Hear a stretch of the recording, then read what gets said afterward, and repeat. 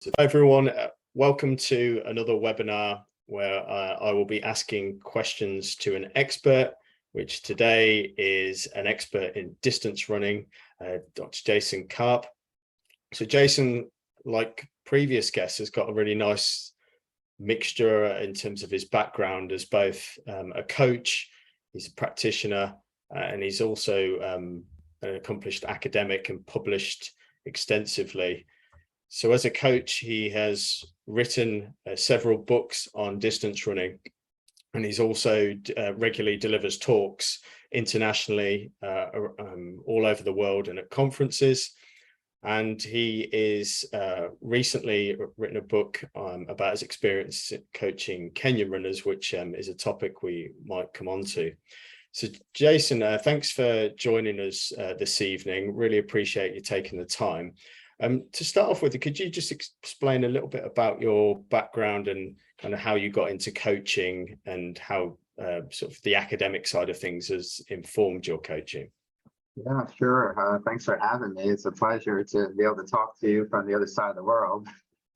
And for me, it started when I was a kid. I played a lot of sports. Baseball was actually my first love. I grew up in New York and New Jersey in the United States, and I was a big New York Yankees fan, and I grew up in a baseball family. My mother was a huge Yankees fan, and so I got that influence from her and the rest of my family.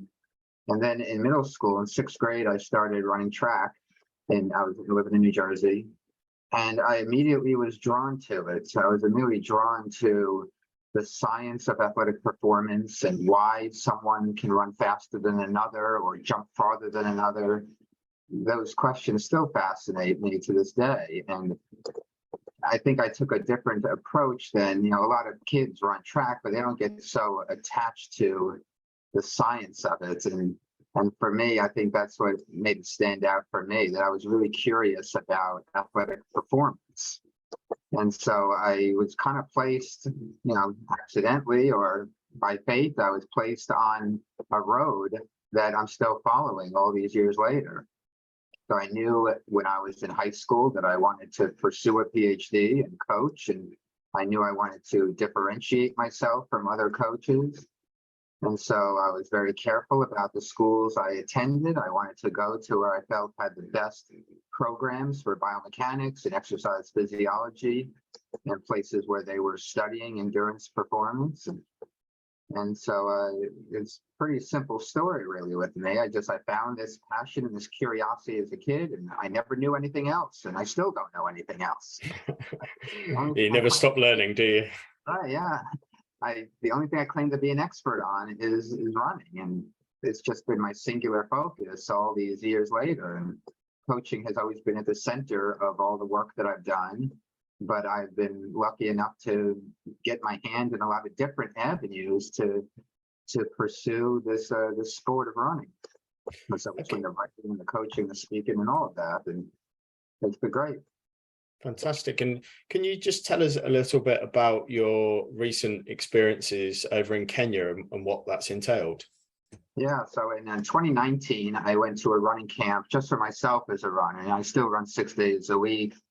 And I'm a little older than I look, so I've been running for a long time, and I still race. And so I went over there in 2019 just for a running camp for myself, because I've always been enamored with the Kenyan runners, as a lot of runners are, and a lot of scientists are. They're studied a lot because people want to know. Scientists want to know what makes the best runners in the world, what's behind their performance. So I've always been enamored with the Kenyan runners. So I went to this running camp in 2019 for myself. That was 2 weeks.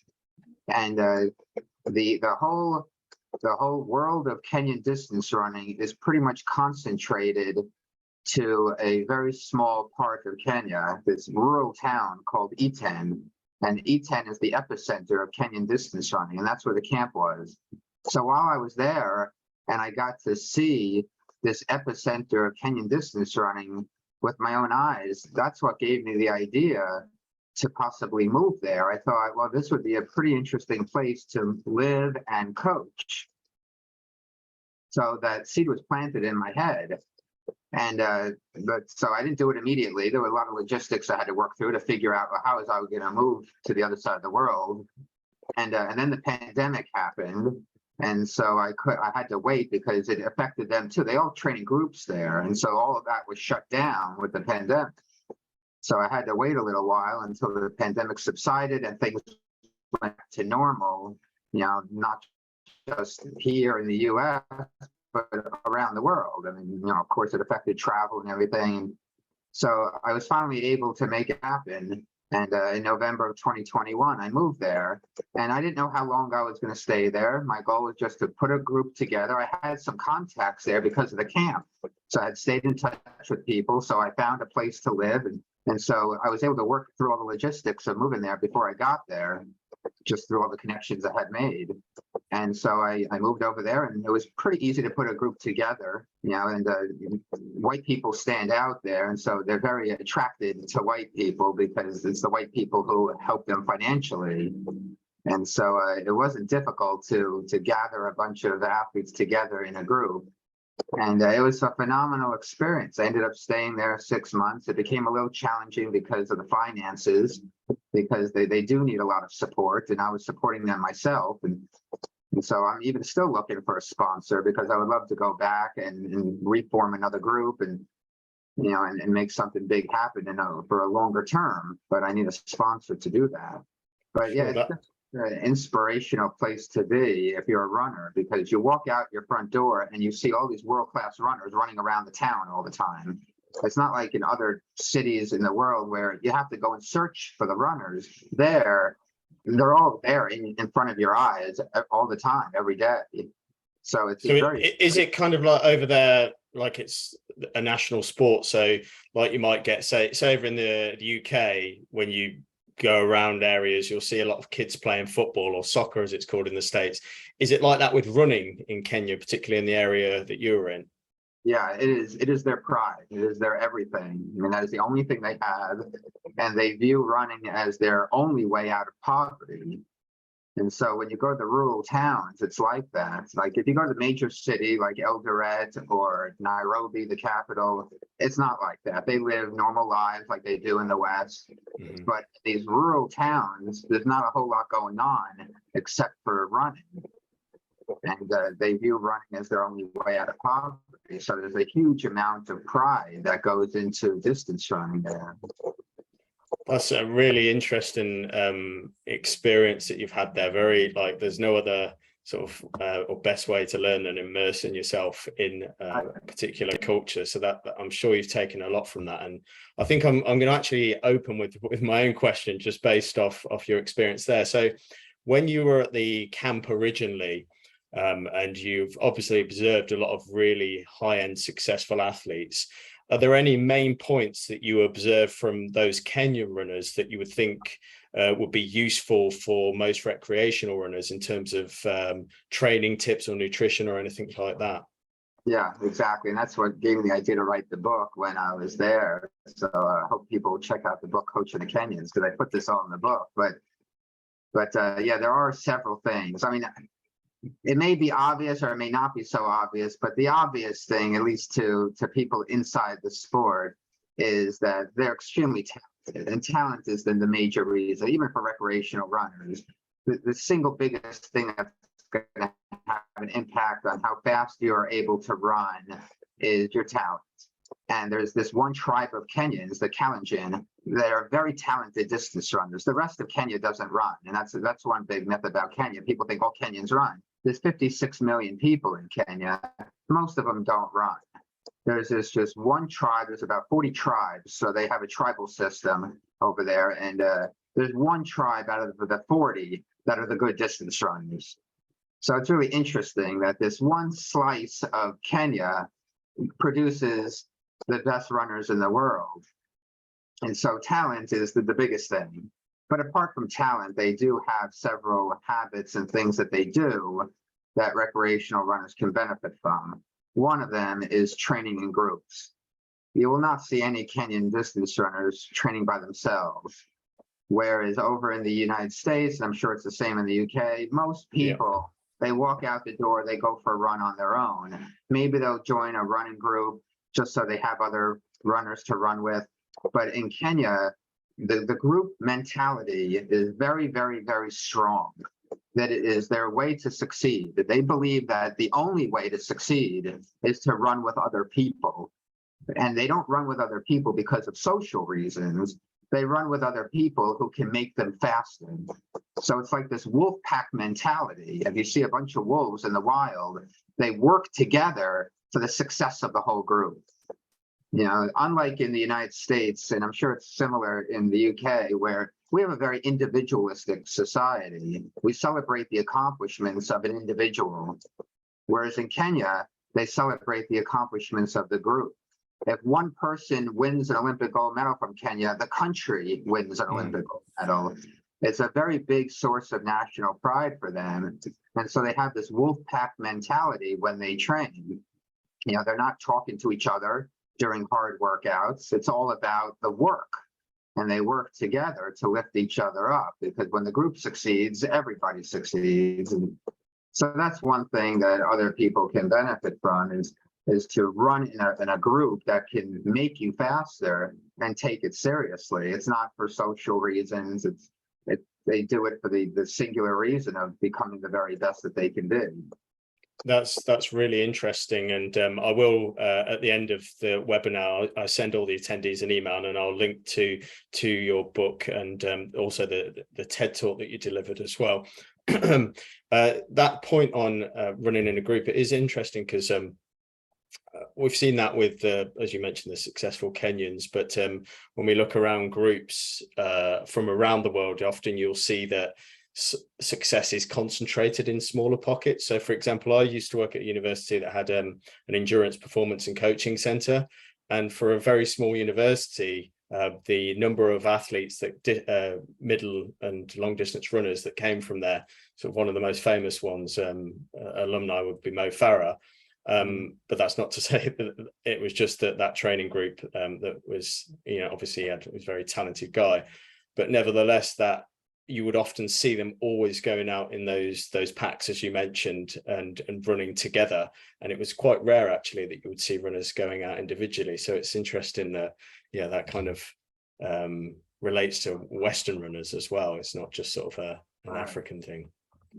Would there be anything else that so joining a group could be beneficial? Would there be any other certain points that you took from working with the Kenyans that recreational runners might find useful? Yeah, the other big thing is that everything's done by feel. They're not doing things by pace. When they do run on a track, like in E10, one of the challenges there is that they don't have cars and they don't have the money for transportation. So they're not doing their interval workouts on the track unless they have access to it. And the tracks that they have there are dirt. So even when they do run on a track, they're running on a dirt track. It may or may not be 400 meters around. So it depends on where you are. There's not a lot of rubber tracks around. You know, some of them will travel to Eldoret, where there's a main track named after Kip Keino. It's called Kipchoge Stadium. And but a lot of the work that they do is done by feel. Whereas I noticed that Western runners, you know, we're tied to our GPS watches. We're so interested in what the pace is every minute of every run. And we control the workout based on the pace. Over there, it's all done by feel. You know, they don't have access to the technology that we have here. Most of the time, they have no idea what pace they're running. And when they run in groups, the slower runners will try to stick with the faster runners, even if it means that they're running at a pace that's too fast for them.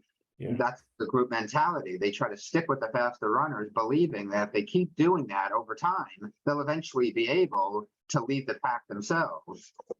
And so a lot of it's done by feel there. There's a lot of intuition. There's no scientific training going on in Kenya. It's all done by intuition. They all train the same, regardless of what group they're in. Everyone's doing the same pattern of training. That's really interesting, because you've hit upon a question that I've got sort of towards the end. So what I'll do is bring that forward now. And that is, what are your thoughts on GPS, and do you use it in your own personal training? Yeah, I actually don't. And I think that's because I didn't grow up with it. You know, when I was, like I said, I'm older than I look. And so when I was growing up running, the GPSs didn't exist. And so I had no idea exactly what pace I was running when I was in high school and college. And you just go out for a run and it's done by feel. And the only time I knew what pace I was running was when I was on a track doing a formal workout and you have the stopwatch. So I've always used a stopwatch for those workouts. But yeah, so I never got into the habit of wearing a GPS watch, and so I still don't. But most runners do. And so, yeah, did you have a question? There was actually a fly flying around, Okay. but I do have a question. So you obviously GPS has become a lot more common, and many people starting their running journey now are using GPS. So if you're coaching someone like that, or someone new to running who's using GPS and basically relying on it, how would you kind of get them off relying and going more off feel? What strategies would you use? I think sometimes you just need to leave the watch at home and just go by feel. And, I mean, it's pretty easy to do it. Psychologically, it may be harder for runners to do it, but physically, it's pretty easy to do. You just leave the watch at home. You just run by time. But I think the GPS technology can be valuable only if people really understand how to use the data. Like what I notice a lot, just in the people I've coached online, is that, like, for example, the heart rate's a great example, that people will use the heart rate and then they'll report it back to me as the coach, like after the fact. They'll show me the data from the GPS. They don't use it in the moment. And so unless you understand how to use that information in the moment that you're running and have it control your workout, then it doesn't make sense to use it. But I think what most people do is because they don't necessarily understand how to use the data that's being given to them in real time, they just report it after the fact. They note it down after the fact. Oh, this is what my heart rate was. Well, but you see that it's too high for that particular kind of a workout. So when you saw what the heart rate was during the workout, why didn't you then slow the pace down? And so if people know how to use the information they're being given, then I think it can be valuable. And would you say that in your experience, some runners are relying too heavily on their GPS watches during training? Oh, yeah, very much. Because, well, for one thing, that the pace of easy runs doesn't really matter so much. I mean, does it matter if you're, running at 5 minutes per kilometer or 4:45 per kilometer? No, not really. What the pace really only matters when you're targeting specific physiological factors, doing specific workouts, like a VO2 max interval workout or an anaerobic capacity workout. Then the pace matters. But for the bulk of what runners do, which is just go outside the door and run easy, the exact pace doesn't matter so much. Plus, it's going to fluctuate anyway, depending on the surface you're running on and how many hills there are during your run. And, the pace isn't going to be consistent the entire run anyway. So, yeah, I think people get too tied up in that. And if they're supposed to go out for 10-kilometer run and the GPS watch says 9.8 kilometers, they'll keep running for an extra 0.2 kilometers. That's arbitrary. I must admit, I'm guilty of that as well, just to kind of get to the milestone. But it's an arbitrary number. It doesn't, I mean, the time that you're running is really what matters anyway. It's not, your legs have no concept of what a kilometer is. Yeah, and I think I mentioned this in a previous webinar that we did, and I had a client that was very much using the GPS all of the time, and it stopped working for whatever reason, lost connection during one of her races. I believe it was a marathon, and it really ruined the second half of a marathon because her internal sort of intuition of pace was thrown off because she didn't have that feedback from the monitor. So I agree what you're saying, and it's important to kind of go by feel as well, rather than using the watch as like a speedometer and relying on that. I always tell runners that when you become a master of the pace, you become a master of yourself. And you have to develop that internal clock, especially when it's time to race. Because what happens when the race starts? Most people go out too fast because they haven't developed that sense of what the pace feels like. And if you can really develop that strong sense of the pace and become a master of it, you're going to run much better races.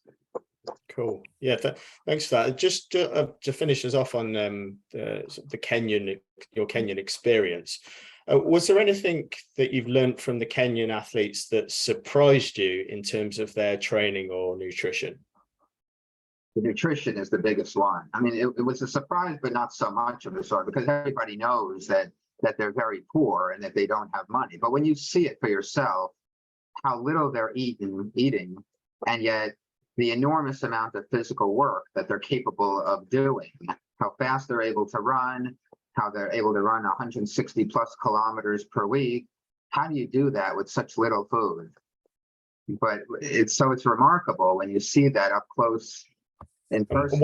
What would their typical diet look like for the guys you're working with? So they don't have refrigerators or freezers. So they all eat healthy, but only because they have no choice. Yeah, they by default. They can't store junk food, and they only have access to the food it's all farmland, so they have food that's fresh from the ground. But they eat very little, so it's almost all carbohydrate. Their protein comes in the form of milk that's put in their chai tea. Once in a while, if they have the money, they can get meat, and so they get some more protein from meat, but they usually don't because they just don't have the money to buy it on a regular basis. So it's almost 100% carbohydrate, a lot of rice, potatoes, this thing called ugali, which is like their staple food, which is very basic. It's cornmeal and water. That's all it is. It's very bland tasting. They usually eat it with vegetables or some kind of a stew or something like that.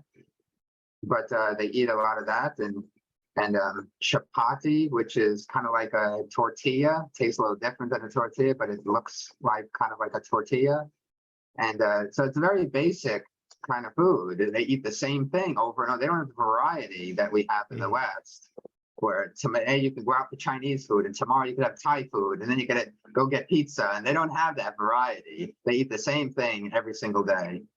So it's very basic, not a lot of total calories, but the calories that they do consume is almost all carbohydrate. Yeah, that's really interesting. I believe I saw sort of an observational study a few years ago, which looked at the diets of, it might have been a group of Kenyan and Ethiopian runners, but it kind of largely carbohydrates. The reason I saw that research, because at the time I was looking into sort of low carbohydrate training, which someone's asked a question, we might get onto that, so I won't get into that.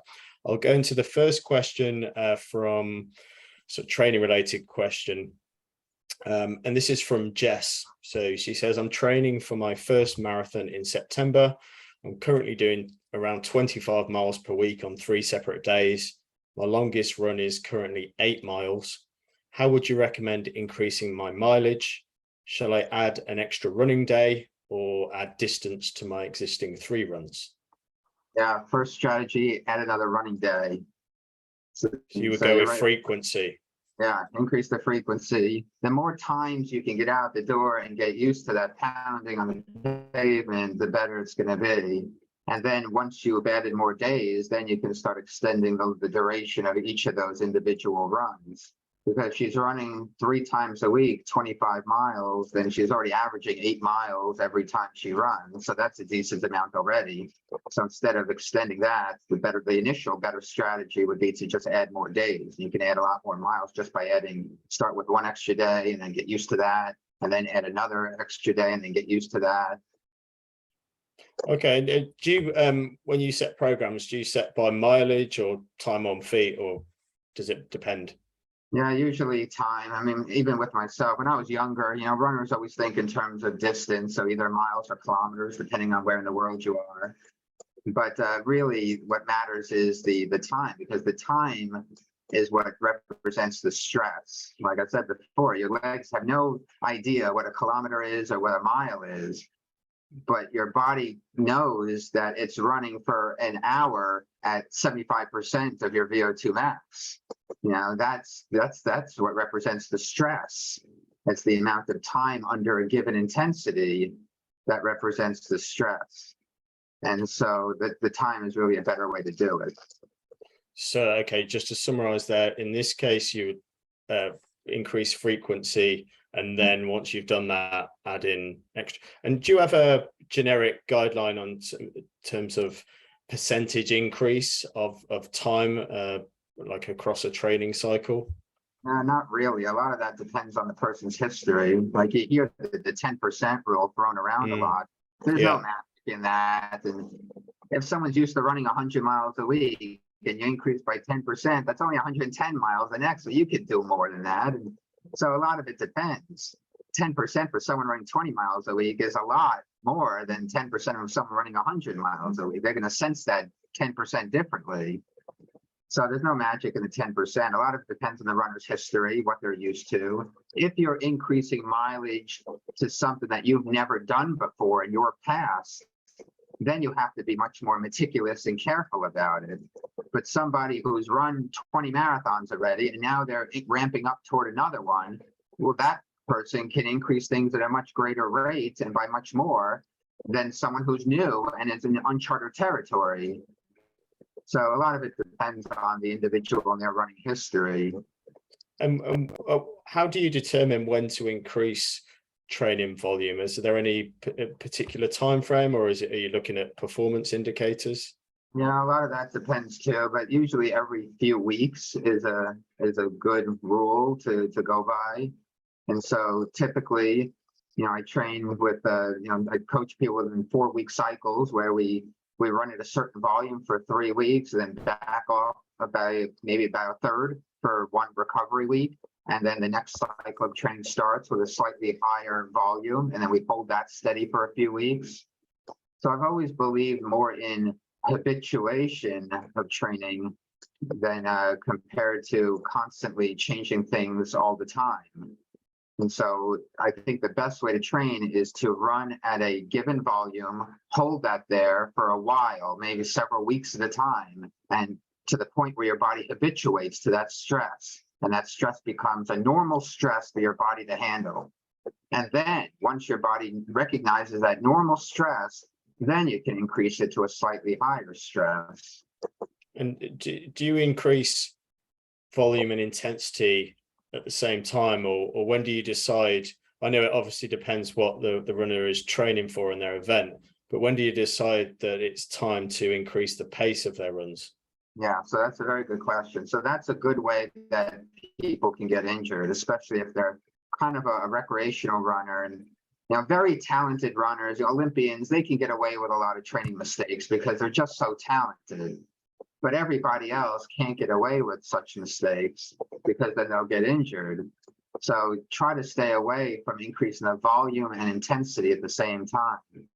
So a great way to do it is to increase the volume, get used to that certain volume, and then add more intensity at that same volume. And so you're always playing with those two things, volume and intensity. When you increase the volume, you can maintain the intensity. And when you increase the intensity, maintain the volume rather than increase it. And so over time, you're increasing both of those things, but never at the same time. You're always doing one, get used to that, then increase the other, get used to that at that volume. Then you keep going up this staircase that way. Yeah, that makes perfect sense. And I've seen similar cases. So I test athletes, a lot of endurance athletes in the lab, and that would be one of the common themes I see when an athlete gets injured, is that they've simultaneously increased their volume and intensity at the same time. And I would recommend the same approach that you've just mentioned there, not only with endurance training but other forms of training, whether that's resistance training, plyometrics, etc., is to focus on one variable, volume or intensity at a time, rather than trying to do everything together. Right. Okay. The next question comes from someone that was obviously at a webinar a few weeks ago, which was again another endurance themed webinar, and it was with Stephen Seiler. Nick asks, what are your thoughts on the 80-20 polarized training model that Paul recently discussed with Professor Seiler? Oh, that's such a good question. So one of my other books, Running Periodization, talks about this in great depth, because this is another one of those things that has gotten dragged through the running community and people don't understand what's going on. It's a nice soundbite, but there's an inverse relationship between volume and intensity, right? I mean, sprinters do most of their training at a very high intensity because they can, because their volume is very, very low. And so the higher the volume, by necessity, the greater percentage has to be at a lower intensity. By necessity, you can't run 100 miles per week and have 50% of it be above your lactate threshold, which would be, quote, high intensity. You're going to kill yourself because of the inverse relationship. So the whole 80-20 thing, which has come out of descriptive research, is not even experimental research, descriptive research of what the best endurance athletes in the world do. But the best endurance athletes in the world do very, very high volumes of training. So of course it's going to come out to be skewed toward most of it being at a low intensity. It can't be any other way. So that 80-20 is nothing more than just an artifact of the enormous volume that these runners do. But they're not designing their training that. When I lived in Kenya, I mean, there's no prescription of the training there. They're not thinking, well, what percentage am I doing easy and what percentage am I doing? They're not thinking that. They're just running every day, twice a day. If you're running twice a day, every day, of course, most of it is going to have to be easy because it can't be any other way. So that's one issue. Is that came up in the talk with Stephen? Yeah, the misconception that it's not a model. It was based on retrospective research of looking at athletes' logs. So the athletes at the time weren't going, okay, we need to do 80% of this. It's what they accomplished and what they did. Sorry, I'll let you continue. Exactly. So does that mean that's the most optimal way to do it? Well, I don't know. It may not be. It's just that when you're running that much, or when you're cycling that much, or skiing that much. I mean, I know that Stephen has looked at a lot of different sports, not just running, and he has found the same thing across all sports. But especially with running, because of the impact, you can't get away with as much intensity. With cycling or swimming, you can. I mean, most swimming training is done by intervals. They don't just go out and swim in the pool easy all the time, like runners go run easy. But you can't do interval training every day as a runner. You know, you can't do, what these other, endurance sports athletes do with running because of it's much more difficult on the body. So that's one issue, is the fact that there's this inverse relationship between volume and intensity. The other issue is that even when these elite runners run easy, there's still a pretty large oxygen flux to the muscle because they have such a high VO2 max. And so they're still getting a stimulus for adaptation that recreational runners may not be getting. Like if you take the VO2 max of an elite endurance athlete, it'll be 80 or above. So if they go out and run easy at 70%, well, 70% of a VO2 max of 80 is 56. 56 is higher than the VO2 max of most recreational runners. So they still have a very high oxygen flux to the muscle, whereas a recreational runner, if they have a VO2 max of 40, and they're running at 70% of that 40, well, that's only a VO2 of 28. That's a pretty low VO2. And so that's another issue, is that elite athletes with a very high VO2 max might be getting more out of their easy running. They may be getting a greater stimulus than a recreational runner who has a very low VO2 max to begin with. So that's the second issue. And the third issue is, again, going back to the prescription, that just because this is what elite runners are doing doesn't mean that that's the most optimal training for everybody else. I would argue that the less mileage you do, the more of it has to be at a higher intensity. Otherwise, it's going to take you forever to get fit. Exactly. I think that's a key point for recreational runners that have adopted 80-20, but they're only running 2 or 3 times a week. Then they haven't got the frequency to, well, if they do apply that, then they're not going to be doing hardly any high intensity training. So they're using it as a model, which isn't applicable to them. Exactly. And it works all the way down to sprinting. Like I said before, sprinters do a very low volume, but that's why they can do a very high intensity. And so you can also argue the same is true for distance runners. The less volume that you're going to do, then the more of it should be at a higher intensity. Yeah, and that's why often, so I've got an interest in high intensity interval training, and it was, in fact, the last webinar I did was with Paul Larson, who is an expert on high intensity interval training, and this came up as well, the fact that if you're only training twice a week, you can probably get away with both of those sessions being high intensity, because you can factor in recovery between the sessions. However, if you're training 5 times a week, then you don't have that space for recovery. So implementing 2 HIIT sessions on top of your long distance training just might be too much and not feasible. So it's very much dependent on training status, but also your training frequency. Exactly. Yeah, the Kenyans are running twice a day every day, so that makes a big difference. They can't do as much high intensity. The other point is too that, you know, if 20% of your volume is high intensity, if you're running 100 miles a week, that's still 20 miles a week of high intensity. But someone who's only running 30 miles a week, 20% of that would only be 6 miles at a high. So even though there's maybe only 20% of the elite endurance athletes are high intent, because their volume is so high, that 20% is still a lot of volume at a high intensity. So they're still doing a considerable amount of intensity. It's just overshadowed by the fact that their volume is so high. Yeah, for sure. And I think the terms as well can maybe confuse us a little bit when we say things like easy run and moderate run. For an elite distance runner, like when I've tested them in the lab, they'll jump on the treadmill and they'll be doing a very, very low intensity warm up for them that recreational athletes are doing on their VO2 max test. So the is easy, but relative to their sort of top capacity. And I think sometimes people might get the impression that elites or very good runners are just going out and plodding along, but they're actually relatively going pretty fast. Right, exactly. Okay, let's go on to the next question from James. This is an age-related question.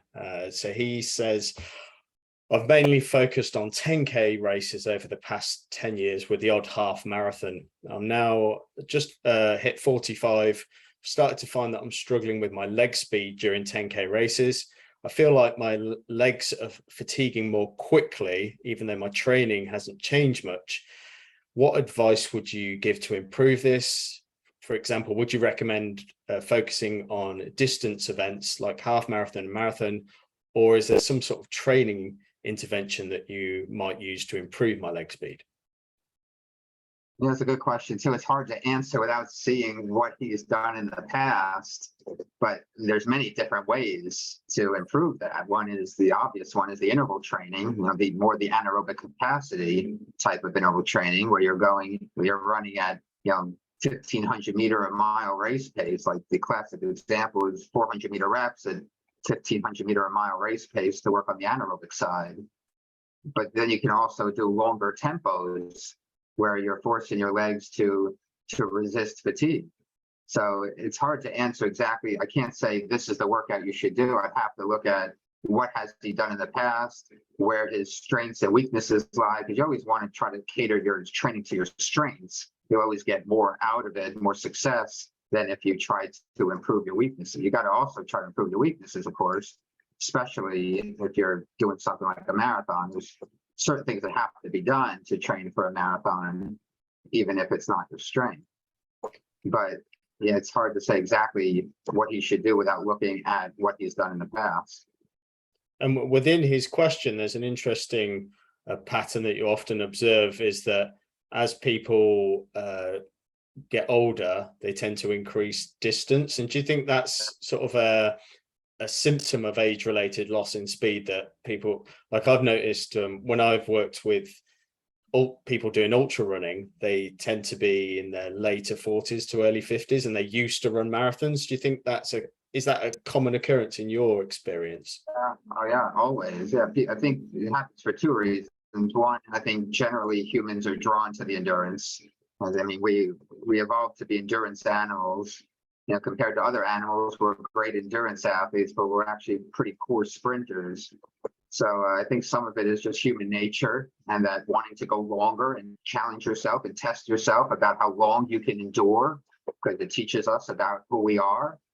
But also because of the loss of speed, that when we're teenagers, it's easy to run fast. Every teenager can run fast, and it's fun.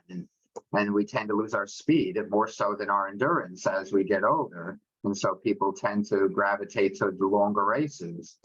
I've always tried to stick with the short, even though I'm a lot slower now than I used to be when I was a teenager, but I still love racing on the track. I think that's a great place to not only continue to work on your speed, but also to practice the skill of racing, which kind of gets lost in a marathon unless you're among the best in the world.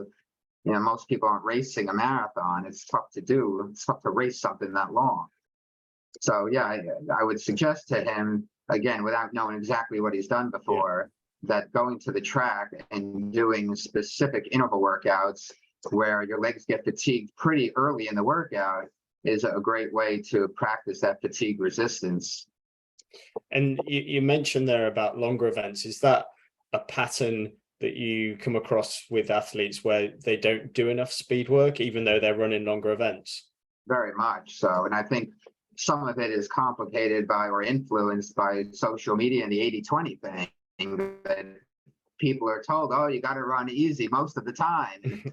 Well, yes, well, to increase your volume, well, yes, that's going to be true, that you're going to have to do much of it easy. Yeah, I don't think people do enough high intensity. I think they shy away from that. Most people don't go to the track. Every time I run in a track meet, it's usually a younger athlete. You don't see, like in these road races, you'll see thousands and thousands of people. But in an all-comers track meet, you don't see the same number of people. You see a very small group of more serious-minded runners.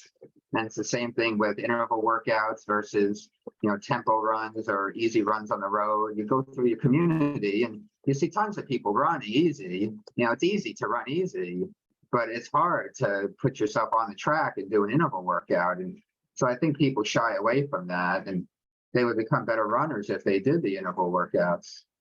Yeah, and that you touched upon probably a reason for that. I mean, although they're short events, when you do track intervals, and for anyone that's even just sort of tested themselves on a 400-meter track doing a lap all out, it's particularly unpleasant and uncomfortable compared to a long, easy run. Even though the time on your feet is considerably shorter, the actual effort and the feeling of it is not particularly nice. Like I think okay. Sorry, Carol. Yeah, just one last point about that. I think one thing that is lost among the group of recreational runners is that they don't have gears. They never train their gear. They only know one speed.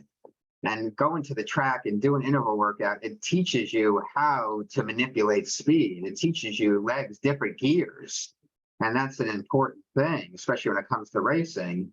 But most people never develop, like gears on a bicycle, most people never develop those gears in their legs because they don't spend enough time, going through the whole continuum of speeds from very, very slow to very, very fast. And that draws back to the point you raised at the start about developing feeling, your running and intuition. That's where I suppose intervals, tempo training and training across a broad spectrum of paces can be quite useful, so that you understand sort of what each speed feels like, that gears analogy. Yeah, very much so. The track will teach you a lot about pace. You'll learn a lot about it. Yeah, okay. Thanks for that. This one's a slightly different course, but he did ask the question fairly early when I put the poll out, so I'm going to ask it, and it's related to race day prep. So this is from Arkan. Prior to any endurance meet, do you think there's any benefit for loading up on certain supplements a few weeks before the event, such as creatine, citrulline, malate, beta-alanine, etc.?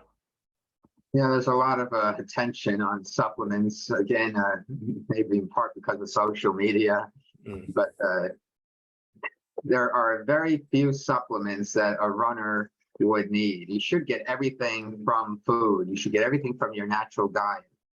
The only time that a supplement would be warranted is if you have a documented deficiency in a nutrient. Like iron is one very common, especially among female runners, because they lose a lot of blood through menstruation every month, and so they lose iron. And So anemia is a very common problem in female distance runners. And so a lot of women need to take an iron supplement. But for most other people, unless you have a documented deficiency, which you can easily find out from a simple blood test, then there should be no reason to take a supplement. Yeah, particularly things such as creatine, which doesn't have a great deal of application in distance running. Yeah, it's popular among bodybuilders and other strength type athletes, but creatine wouldn't benefit an endurance athlete. And on the sort of theme of supplements, so during longer events where athletes are taking on carbs, do you have a preference in terms of drinks, or more frequently people are taking on gels? Yeah, so the longer the race, the more important nutrition is obviously during the race itself. Anything shorter than a marathon, you don't really need to take in anything during the race. But when you get to a marathon, and certainly longer than a marathon, then you need some specific things to be able to handle the intensity, to be able to keep up the intensity. And carbohydrate really is the main thing. But there's plenty of research to show, I mean, we've known this in the scientific community since the 1960s, that you have a limited store of muscle glycogen. And when it runs out, then the pace slows down, because even though muscles can use fat, they prefer to use carbohydrate, and you can maintain a faster pace, a higher intensity, by using carbohydrate compared to using fat. So there's plenty of research to show that taking carbohydrate during the activity can delay fatigue. And so like during a marathon or ultra marathon, the most important thing is glucose, because glucose is what your muscles use. So the more that you can maintain blood glucose during a marathon, then the better you're going to be able to maintain the pace. And so whatever is easily digestible, so these goos that you take a gel and then you chase it with water, because you want it to get through the stomach and into the bloodstream as fast as possible. We absorb all of our nutrients through the small intestine. So that's why we have these products that are either liquid or close to being a liquid, like a gel. It's not quite a solid, not quite a liquid, but it's easily digestible, because you want it to get through the stomach and get into the small intestine as quickly as possible, so it can get into the blood, so it can be used. Cool, and that's it's a nice segue to a question from Sue, not on supplements, but she's asked about carbohydrate intakes. I've heard that some runners deliberately decrease their carbohydrate intake before long training runs to improve fat burning. Is this something you would recommend? Yes, but not for the purpose of fat burning, more for the purpose of being able to store more carbohydrates. So like in a marathon, ideally what you want to have happen is that you don't become glycogen depleted until the second that you cross the finish line. You want to use all of your fuel, and then you're absolutely out of fuel when you get to the finish line. Because if you get out of fuel before you cross the finish line, the pace is going to slow down. Because even though you can teach your muscles to be better reliers on fats compared to carbohydrate, the pace will always slow down, because you simply can just make more energy. You can create more ATP faster by using carbohydrate than by using fat. And so the whole idea behind training in a low carbohydrate state is so that you present a very strong stimulus for the muscles to resynthesize and store more glycogen for the future. Because when you go to the starting line of a marathon, you want to have as large of a fuel tank as possible. Think about if you were to travel from where you are to where I live in California, what's the first thing that at the airport, what are they going to do? They're going to fuel up that airplane with as much fuel as possible to make that very, very long flight. Because what happens to the airplane if it runs out of fuel in the middle of the flight? You're in big trouble. And so carbohydrate is our jet fuel. You want to have as great of a capacity to store carbohydrate. And because carbohydrate is the preferred fuel for muscles during exercise, running out of it, becoming glycogen depleted, is a very big threat to the muscle's survival. And so you can think of training that way as presenting a threat. And then our bodies will try to super compensate to that threat by making some kind of adaptation. And one of the adaptations is that we make more fuel. We store more carbohydrate for the future. So we increase the size of our fuel tank. So it's a very good strategy, not all the time, because sometimes you do want to also practice exactly what you're going to do in the marathon and take carbohydrate in while you're running, so that you don't have some kind of gastrointestinal distress when you do that in the marathon if you've never done it in training before. So you have to practice that. But it is an effective strategy to also train in a glycogen depleted state to present that threat and give your muscles a reason to adapt. Yeah, it's an interesting one because it was a very topical area, probably still is, but I'm not really involved in those discussions that you see on social media anymore. But it was a few years ago. There was a lot of debate on this subject of low carbohydrate training for endurance athletes. And like you just mentioned there, Jason, successful endurance athletes might be using this strategy, but it's not for the reasons that maybe some people are thinking, to improve, or they're not running a marathon with the objective to oxidize as much fat as possible, which often people are kind of miss the point by looking at that side of things. They're doing it to drive adaptation, to add another stressor at the cellular level to the muscle so that it becomes more efficient at using and creating energy. Right. But is that something that you've seen in your coaching practice where athletes are using a low carbohydrate approach incorrectly, or they've misinterpreted something about it? Yeah, I think it is misinterpreted. I think you're right. The whole fat issue is misinterpreted, but the research is pretty clear on this, that there's no evidence that a low carbohydrate diet is more effective than a high carbohydrate diet for endurance performance. In fact, it's just the opposite. The high carbohydrate diet is important. And, going back to the Kenyan, their diet is 100% carbohydrate. And so a high carb diet is still very important for endurance athletes, but there are certain times in which a low carb diet for, maybe a day or two at a time, not for weeks and weeks, not chronically, but more acutely, because you can manipulate how much carbohydrate you store in a very acute manner from day to day. You go out for a 32-kilometer run, 20 miles for people who are watching from America, and you can deplete the fuel tank, within a couple of hours or within 3 hours. And if you don't eat carbohydrates, so you can manipulate how much you store readily, on a day-to-day basis. So in an acute fashion, if you can go low carb once in a while, then that can have big adaptations associated with it. Yeah, and if anyone's interested in this subject, I will link to a couple of papers. There's a group over in Australia led by Louise Burke that's done a lot of research on low carbohydrate training and with elite athletes as well. And that seems to be the general consensus, like Jason mentioned there, that athletes do use that approach, but they term it nutritional periodization, where you have periods of low carbohydrate intake, but it's not the default for endurance athletes. I'm glad you mentioned Louise, because Louise Burke is one of the biggest names in this area in the world. She's great. She's done a lot of research for many years on this topic.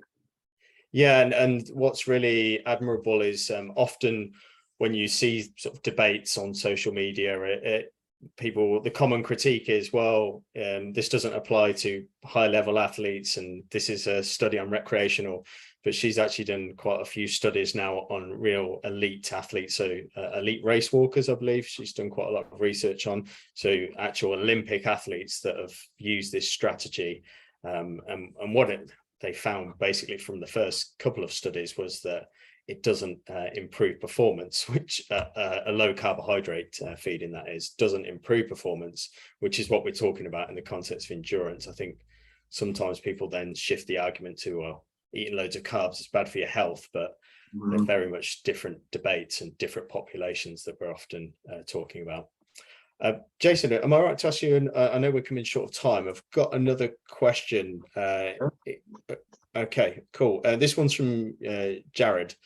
So he says he's taking on the South Downs Way over summer. So that's in the UK. So he's running 28 miles per day over 4 days. And he's doing it self-supported with just a small backpack for the essentials. In regards to recovery, he's not likely to have privileges such as massages and ice baths. What steps could you advise me to take to help me to recover for the next day's run?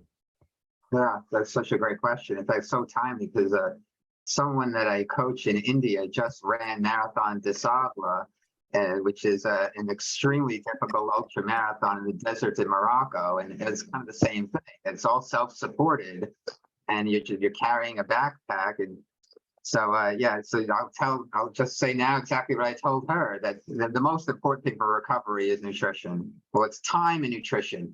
The time where you don't have, when you're doing an ultra marathon, you don't have control of the time, right? You got to go out there tomorrow and do it again, and you can't space out the run. So the time is constrained by the nature of the event. But in order to try to speed up that time for recovery, nutrition is the most important thing. You got to consume carbohydrate and protein. And that's the single biggest thing that you can do to try to speed up the recovery when you don't have a lot of time. You know, all those things that we see in the popular media now about foam rolling and massage, and if they have any effect at all, it's a very, very minor effect, certainly much more minor than nutrition. And so the suggestion I would give is make sure you get in enough carbohydrates and enough protein so that you can then go back out again tomorrow. And of course, sleep, you got to get, that goes without saying. I mean, even people who don't exercise at all still need 8 hours of sleep every night to function properly.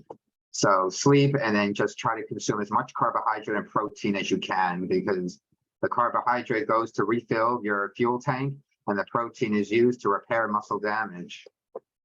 That's interesting that you hit, Jared's got the advantage of presumably he's going to be able to buy things along the way, but in Marathon des Sables, they don't have that. What they start with, they've got to finish with unless someone else donates. And that's an interesting one with that race, because you have to balance pack weight. So they don't want really heavy packs, but similarly, you don't want to under nutrition and not take enough food so that it affects your recovery. So that's it is an interesting one. And you see different approaches, like people taking next to nothing in their bag to keep it light, but then of course it's probably going to affect their recovery because they're under nutritioning. And then similarly, you get people that take loads and then their pack weight is heavier.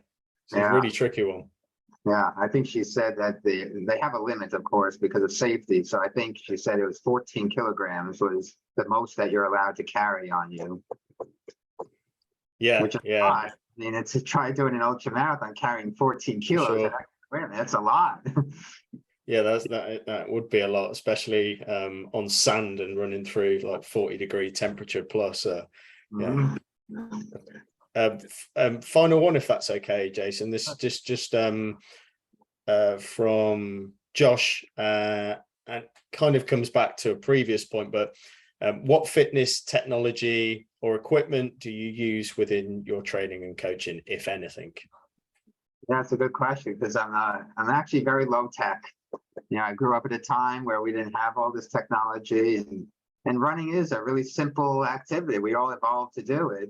We don't really need that much technology. I think it's becoming over technologicalized. I just made up a word, but there's too much technology. I mean, the heart rates can be valuable, again, if you know how to, well, number one, if you're getting an accurate measurement of your heart rate. So you do need a chest strap that has the electrodes right there against your heart, rather than just contained in the watch, which is measuring your pulse rate. So to do heart rate training, you have to know, number one, you need to know what your true max heart rate is. And number two, you have to make sure that when you're running, you're getting an accurate measurement of your heart rate. And then if you have those things, then you can use it to your advantage if you understand what heart rate zone you should be in for different kinds of workouts. And then you're controlling yourself based on the feedback that you're getting. You're not just ignoring it and then reporting it after the fact. You have to use it in real time. So heart rate can be valuable. But other than that, there's really not a whole lot that you need to be successful as a runner. And I find it very interesting that despite all this technology and all these GPSs, people are not running any faster now than they did in the 1980s and 90s when we didn't have all this stuff. So, you know, is the Garmin GPS watch really making people faster? Probably not. You know, we all ran perfectly fine. We all trained well without all of this technology. because it's running. It's a very simple thing to do. And basically you keep it simple and try not to overcomplicate things. You mentioned foam rolling previously. Is that something that you do or you would recommend to any of your athletes at all? Yeah, I don't do it myself, and the research doesn't really show that it makes much, if any, of a difference. It feels good, and so there may be a psychological or placebo effect, but in terms of the physiology, does it really make you recover faster? If it does, it's minor compared to other things like sleep and nutrition and time. Time is the biggest thing. You know, foam rolling is not going to make your muscles heal faster than just between time and nutrition. Yeah, there's often quite a strong placebo effect with some of these recovery interventions, which yeah, exactly. We a few webinars ago, we spoke with Shona Halson, who's done a lot of research on recovery strategies, and that was something that came up, is that if the person's belief in the particular strategy is very strong, then it's likely to have an effect, whether that's perceived, they just feel better. Whether it relates to performance is another question, but yeah, I agree with you. Best not to overcomplicate things, particularly with a simple sport such as running. Right. Yeah, when I was growing up, we didn't have foam rollers, but I don't think we recovered slower back then. Yeah, it's almost like you mentioned about social media. I suppose people are inundated with tips and advice and products that it's probably overwhelming for a lot of people to separate the wheat from the chaff, isn't it? Right, exactly. Yeah. Cool. Well, we've come to we're over an hour. So at this point, I'll just say thanks very much for your time, Jason. Really appreciate you joining us this evening. And to the audience, as I mentioned, I'll send an email with links to Jason's books and some interesting papers that we have touched upon in the discussion. Thank you very much. Cool. Thanks very much for your time, Jason. Thank you. Thank you very much. Bye everyone.